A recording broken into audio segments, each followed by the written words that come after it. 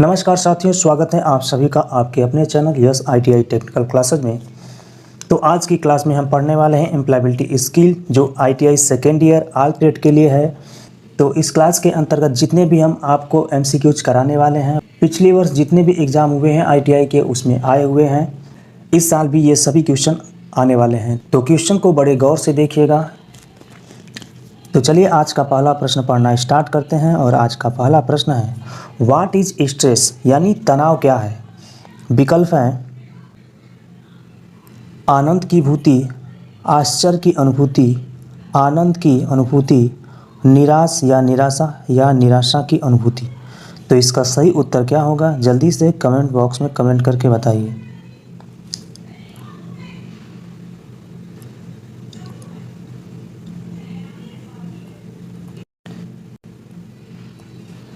तो इसका सही उत्तर है ऑप्शन नंबर डी, निराशा या निराशा की अनुभूति। तो जाहिर सी बात है, जब आपके मन में कोई तनाव होता है आप निराश हो जाते हैं, आप दुखी हो जाते हैं, आप परेशान हो जाते हैं। चलिए अगला प्रश्न देखते हैं। प्रश्न संख्या 2 number, how many days does it take to form habit यानी आदत बनाने में कितने दिन लगते हैं। काफ़ी इम्पोर्टेंट क्वेश्चन है। 10 दिन, 11 दिन, 15 दिन या 21 दिन। तो इसका सही विकल्प क्या होगा, जल्दी से आप लोग कमेंट बॉक्स में कमेंट करके बताइए। तो इसका सही विकल्प होगा ऑप्शन नंबर 4 यानी डी, 21। यानी कोई भी आदत बनाने में आपको 21 दिन लगते हैं। अगर आप एक ही कार्य को 21 दिन अगर आप लगातार करते हैं तो वो क्या होता है, आपके जीवन में आ जाता है, यानी वो आदत के रूप में बदल जाता है। चलिए अगला प्रश्न देखते हैं। प्रश्न संख्या 3 नंबर, सारे प्रश्न आपके एग्ज़ाम की दृष्टि से काफ़ी महत्वपूर्ण हैं, तो सभी प्रश्नों को अच्छे से आप लोग रट लीजिए, क्योंकि हूबहू क्वेश्चन यही आपके एग्ज़ाम में आने वाले हैं। चलिए 3 नंबर क्वेश्चन है, फैक्ट्रीज एक्ट वाज इंट्रोड्यूस इन यानी कारखाना अधिनियम कब पेश किया गया था। विकल्प है 1948, 1956, 1949 या 1980। तो इसका सही विकल्प क्या होगा, आप लोग कमेंट करते रहिए। तो इसका विकल्प पहला है 1948, यानी 1948 में कारखाना अधिनियम पेश किया गया था। चलिए अगला प्रश्न देखते हैं। प्रश्न संख्या 4 नंबर, मजदूरी का भुगतान किया जाता है, बताइए दैनिक रूप में या महीने के रूप में या फिर त्रैमासिक रूप में या ईयरली रूप में, कैसे किया जाता है। तो आप किसी भी कंपनी में आप काम करते हैं तो आपको सैलरी कैसे मिलते हैं, पर मंथ मिलते हैं, पर मंथ आपको सैलरी मिलता है, ठीक है।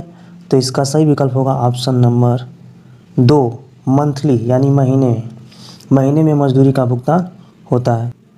चलिए अगला प्रश्न देखिए। प्रश्न संख्या 5 number, when a worker contributed to bring the best output by using the available resource the worker is यानी जब एक कार्यकर्ता उपलब्ध संसाधनों का उपयोग करके सर्वोत्तम उत्पादन लाने में योगदान देता है तो कार्यकर्ता क्या होता है, बताइए। विकल्प है इसका उत्पादक, प्रभावी, विश्वसनीय या स्वार्थी। तो इसका सही उत्तर क्या होगा, तो इसका सही उत्तर होगा प्रोडक्टिव यानी उत्पादक।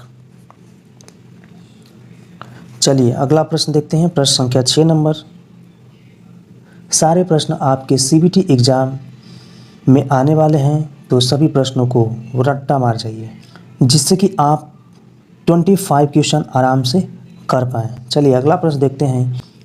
PPE मीन्स यानी PPE का पूरा नाम क्या है। विकल्प है पर्सनल प्रोडक्टिव इक्विपमेंट या पर्सनल प्रोडक्टिव इक्विपमेंट या प्रोडक्टिव पर्सनल इक्विपमेंट या पर्सनल प्रोटेक्टिव इंजन। तो इसका सही विकल्प क्या होगा, आशा करता हूँ कि यह उत्तर सभी को पता होगा। तो इसका सही विकल्प होगा option number B, personal protective equipment. चलिए अगला प्रश्न देखते हैं। प्रश्न संख्या 7 नंबर, प्रश्नों को बड़े गौर से देखिए। प्रश्न है, किसकी पेशकश से उत्पादकता बढ़ाई जाती है। तो विकल्प है केवल प्रशिक्षण, केवल जॉब साइट अनुभव, या प्रशिक्षण और नौकरी का अनुभव, या प्रोत्साहन। कोई भी कंपनी जब अपनी प्रोडक्टिविटी बढ़ाने के लिए विचार करती है तो उसका कदम क्या होता है? तो उसका पहला कदम होता है कि जो हमारे वर्कर हैं उनको प्रशिक्षित करें, यानी उनको प्रशिक्षण दें, और उनके पास नौकरी का भी अनुभव होना चाहिए, यानी पहले से किसी कंपनी में 1-2 साल कार्यरत रहे हों। जब वो आपकी कंपनी में आते हैं तो अच्छा परफॉर्मेंस करेंगे, प्रोडक्शन आपका बढ़ेगा, यानी कंपनी का प्रोडक्शन बढ़ता जाएगा। तो चलिए अगला प्रश्न देखते हैं, प्रश्न संख्या 8 नंबर।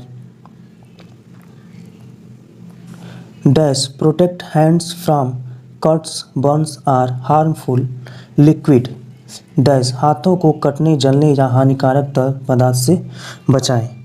बताइए, जब आपके हाथ कट जाते हैं या जल जाते हैं या हानिकारक तरल पदार्थ कहीं से आपके संपर्क में आ जाते हैं तो उससे आपको बचने के लिए क्या करना चाहिए?